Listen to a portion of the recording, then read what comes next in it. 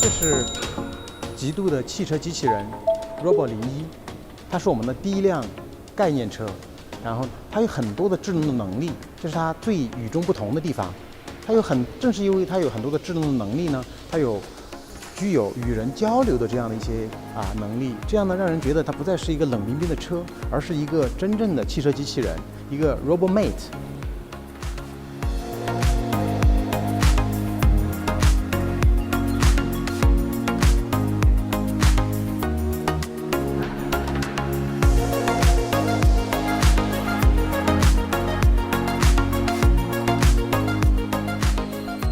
我们这辆车的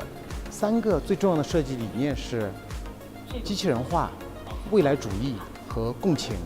刚才这个激光雷达呢，是代表了这个机器人化，它能够更好地感知周围的世界，并且能让驾驶更安全。那同时，我们这个车还有很好的语音交互能力。除了这个在车内的语音交互能力，我们超过99%的功能都是可以完全用语音来操控这个车，因为这样的话，在你驾驶的时候用语音操控其实是最安全的。